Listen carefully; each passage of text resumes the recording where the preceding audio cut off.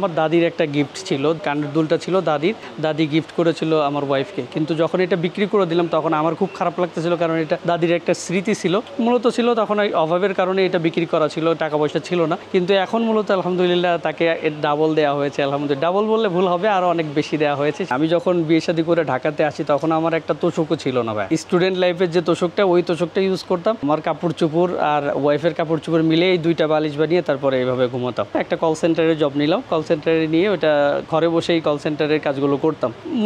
মোটামুটি একটা অভাবই একটা ইয়া ছিল, ওইভাবে টানাটানি ছিল। চিন্তা করতেছিলাম একটা ওয়ার্ড্রোপ লাগবে।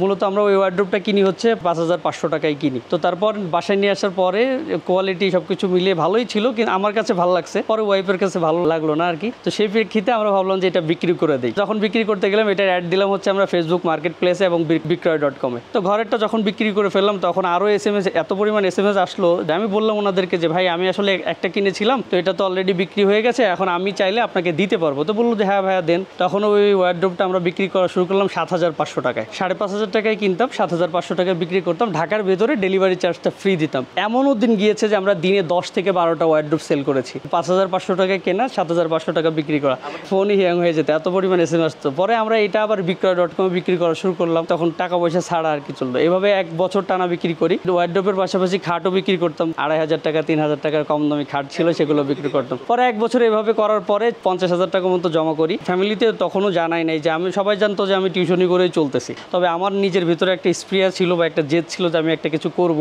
বাবা বলতেছে যে এত দূর পড়াশোনা করে এসে তুমি কেন কাঠমিস্ত্রি হবো, কাঠমিস্ত্রি হওয়ার তো প্রয়োজন নেই। এটা খুব আমার মাইন্ডে লাগে আর কি। তারপর হচ্ছে 2 শাটারের দোকান নিয়ে শুরু হলো। সারাদিন অর্ডার নিতাম, রাতে ডেলিভারিগুলো কমপ্লিট করতাম। তো এটা ছিল একটা হিউজ একটা চ্যালেঞ্জের ব্যাপার। দিন এমনও গেছে 10 থেকে 12টা ওয়ার্ড্রোপ সেল করছি ঢাকার ভেতরে। 3-4 জন ভ্যান ড্রাইভার ঢাকার ভেতরে ডেলিভারি দিচ্ছে, আর আমি একটা পিকআপ নিয়ে 4-5টা ওয়ার্ড্রোপ নিয়ে চলে গেছি কুমিল্লা রোডে। লেবার নিলে তখন তো আমার ইচ্ছা ছিল যে অল্প পুঁজিতে বেশি লাভ করা। তো ওই হিসেবে লেবার নিলে একজন লেবারের খরচ ছিল প্রায় দিন শেষে 1,500 টাকা মতো চলে যেত। এটা যেহেতু ভারী কাজ, তো ওনাদের খাওয়া দাওয়া, আসা যাওয়ার ভাড়াটার এভরিথিং সহ 1,000-1,500 টাকা চলে যেত। তো প্রফিটটা মূলত ধরে রাখার জন্য ওই লেবার ফাংশনের কম ইউজ করতাম আর কি শুরু থেকেই।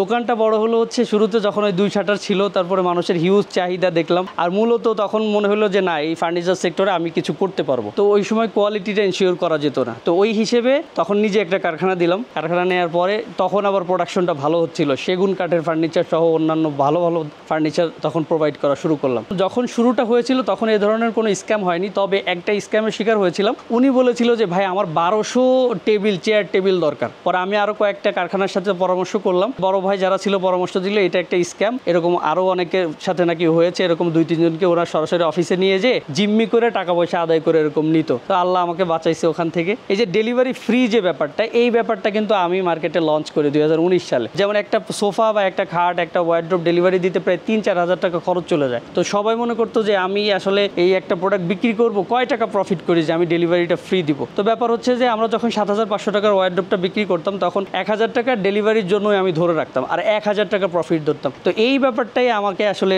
আস্তে আস্তে গ্রোথ এনে দেয়। কাস্টমার যখন আসে তখন তো সরাসরি এসে এনশিওর করতে চায় কোয়ালিটিটা, আর কোয়ালিটি তো দেখে আপনিও দেখে বুঝতে পারতেছেন যে এটা খুবই হাই কোয়ালিটি প্রোডাক্ট আর কি। আমাদের ওয়েবসাইটও আছে। তো ওই হিসেবে সব কাস্টমারই হচ্ছে অনলাইনে, এবং অধিকাংশই হচ্ছে হয় কি ফ্যামিলি থেকে যখন লোকজন আসে তখন ওনারা একটু চেক করে দেখে শুনে তারপরে হচ্ছে প্রোডাক্টটা নিয়ে যায়। প্যাকেজ যেগুলো তৈরি করি, যেমন এই একটা প্যাকেজ এখানে যেটা আছে, এটা বিক্রি করি আমরা হচ্ছে 1,70,000 টাকা। ব্র্যান্ডিং শোরুমে সেটা বিক্রি করে হচ্ছে 2 লাখ 2.5 লাখ টাকা, এবং ওটার সাথে কিন্তু ওরা ডেলিভারিও ফ্রি দেয় না, গিফটও দেয় না। আমরা আবার এই যে ডিভানটা এটার সাথে ফ্রি দিচ্ছি, অথবা রকিং চেয়ার ফ্রি দিচ্ছি। ডিভানটা কিন্তু অনেকের শখ থাকে, এক্সট্রা দাম এটার 20,000 টাকা। 1.5 লাখ টাকার যে প্যাকেজটা আমরা এখানে দেখাচ্ছি, এই যে এখানে এই ডাইনিং টেবিলটা সম্পূর্ণ ফ্রি দিচ্ছি। টোটাল এই 10 আইটেম ঢুকাইতে আপনার 2 রুম লাগবে মোটামুটি। এইটাই বেশি পাইরেসি হয়েছে আমাদের। এই প্যাকেজে আছে হচ্ছে একটা খাট, তারপরে একটা ওয়াল ক্যাবিনেট, একটা আলমিরা, একটা ওয়ার্ড্রোপ, খাটের সাইড বক্স, এরকম 6 চেয়ারের একটা ডাইনিং টেবিল, তারপর হচ্ছে খাটের ম্যাট্রেস, বালিশ, কাভার, চাদর সহ এভরিথিং, এবং ড্রেসিং টেবিল। টোটাল 10 আইটেম সহ মাত্র 1.5 লাখ টাকা। সাথে এই ডাইনিং টেবিলটা সম্পূর্ণ ফ্রি। অন্য শোরুম থেকে আমাকে কল দিয়ে বলে ভাই এটা কিভাবে দেন, আপনি কি চুরি করে নিয়ে আসেন নাকি গাছ চুরি করেন? তাই আমি বলি যে ভাই আপনারা যেটা প্রফিট করেন আমরা ওটা ছেড়ে দিয়ে আমরা সেলটা বেশি করি। আমাদের সেলটা দরকার, কারণ আমরা